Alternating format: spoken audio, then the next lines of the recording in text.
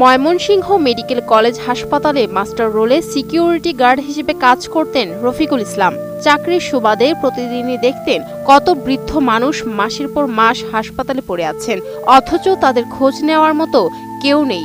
স্বজনহীন সেই নিঃসঙ্গ মুখগুলো তাকে নাড়া দিত গভীরভাবে। বিশেষ করে ৮০ বছরের এক বৃদ্ধাকে নিয়মিত সেবা করতে গিয়ে তার ভেতরে জন্ম নেয় ভিন্ন এক অনুভূতি, কিছু একটা করার তাগিদ।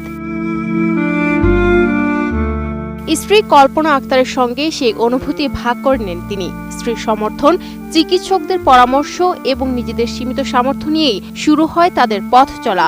চরকালীবাড়ির ৩ শতক জমি ৪.৫ লাখ টাকায় বিক্রি করে নিজ গ্রামে ৯ শতক জমি কিনে ২০১৯ সালে নান্দাইল উপজেলার চরকামঠখালী গ্রামে গড়ে তোলেন এই বৃদ্ধ আশ্রয় কেন্দ্র। ভালো লাগে, খাওয়া দাওয়া করি, আমার এমনি কেউ নাই, শুধু বাচ্চা আছে, আর কিছু নাই। মন তো বড় হয়েছে, দেখে না। ছোটবেলা মানুষ লাগে বাইর থেকে গেছি, বাইর থেকে সে আর দেয় না, দেখ পায় না। শুরুটা ছিল মাত্র ২ জন বৃদ্ধকে নিয়ে, কিন্তু ধীরে ধীরে সেই সংখ্যা বেড়ে এখন দাঁড়িয়েছে ২০ জনে। তাদের মধ্যে রয়েছেন কয়েকজন মানসিক ভারসাম্যহীন বৃদ্ধ। তবুও এখানে নেই কোনো অবহেলা, নেই অনাদর, বরং আছে যত্ন, ভালোবাসা আর নিরাপত্তার ছায়া। অসহায় মানুষের পাশে আমি বড় হয়ে দাঁড়াবো। তো ওখান থেকে নার্সিং কমপ্লিট করে আমি অসহায়দের পাশে দাঁড়িয়েছি এবং ওদের সেবা করছি। এখানে আমার দিনটা ভালোই কাটে। আর ওদের সাথে আসলে এখানে বয়স্ক মা বাবাদের সাথে থাকতে আমার ভালো লাগে। শুধু বৃদ্ধদেরই নয়, পিতাতাহীন ৩ বছরের শিশু মাইশা আক্তারকেও নিজের সন্তানের মতো লালন পালন করছেন এই দম্পতি। যেন এই আশ্রয় কেন্দ্রটি হয়ে উঠেছে একটি পরিপূর্ণ পরিবার, যেখানে রক্ত সম্পর্ক না থাকলেও ভালোবাসার বন্ধন অটুট। আমার হাজবেন্ড হাসপাতালে চাকরি করতো, ময়মনসিংহ মেডিকেল কলেজে হাসপাতালে চাকরি করে। তখন বলে যে হাসপাতালে অনেক লোক পড়ে থাকে, অজ্ঞাত অবস্থা পড়ে থাকে, ওদের পায়খানা প্রস্রাবের সাথে খাওয়া দাওয়া করে। তারপর চলো আমরা ওদেরকে নিয়ে লালন পালন করি। আমি প্রথম বলছি যে আমরা কি এসব করতে পারবো, সম্ভব আমাদের দ্বারাতে?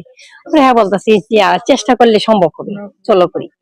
পরে প্রথম একটা ছোট চালাঘর করছি, ২-৩ জন লোক আনছি। এখন ওদেরকে দেখাশোনা করতে আমার ভালো লাগে, ইনশাআল্লাহ। আল্লাহর রহমতে ওদের না দেখলে এখন আমারই ভালো লাগে না। এখানে থাকা বৃদ্ধদের মুখে শোনা যায় তৃপ্তির কথা। তারা জানান, জীবনের শেষ প্রান্তে এসে এমন শান্তি ও যত্ন পাবেন তা কখনো কল্পনাও করেননি। আমি ময়মনসিংহ মেডিকেল কলেজ হাসপাতালে মাস্টার হলে চাকরি করতাম। তো অজ্ঞাত মানুষগুলি পড়া দেখতাম সবসময়, খালি অজ্ঞাত মানুষ, বুড়া বুড়া মানুষ পড়ে থাকতো। পড়ার পরে আমার ফ্যামিলির সাথে গিয়ে চিন্তা ভাবনা করলাম, অজ্ঞাত মানুষ যে পড়ে থাকে তারা এনে আমরা পারলে কেমনে পালবো আমরা। আমার একটা ময়মনসিংহ একটা বাসা ছিল, বাসাটা বিক্রি করে আমার গ্রাম বাড়িতে আসছি, নান্দাইল গ্রাম বাড়িতে এই জমিটা কিনলাম। জমিটা কিনে পরে ডাক্তারদের সাথে আলাপ করলাম যে স্যার আমি তো জায়গা জমি কিনছি, তো অজ্ঞাত মানুষটি পালা বলছি, পালি। আমি অজ্ঞাত মানুষগুলি বৃদ্ধাশ্রমে, এই বৃদ্ধাশ্রমটা গড়টা একটা ছাবড়া ঘর দিয়া বৃদ্ধাশ্রমটা শুরু করছি ২ জন লোক দিয়া। হাসপাতাল থেকে ২ জন লোক আনছি, ২ জন বুড়া লোক আনলে এই ২ জন বুড়া লোক দিয়াই আমি বৃদ্ধাশ্রমটা শুরু করছি। এখন আমাদের বৃদ্ধাশ্রমে ২০ জন লোক আছে। রফিকুল ইসলামের এই উদ্যোগ প্রমাণ করে মানবতা এখনো বেঁচে আছে। স্বজনহীন, ঠিকানাবিহীন মানুষের জন্য তার এই আশ্রয় কেন্দ্র নিঃসন্দেহে এক অনন্য দৃষ্টান্ত, যা সমাজে সহমর্মিতা আর মানবিকতার বার্তা ছড়িয়ে দিচ্ছে।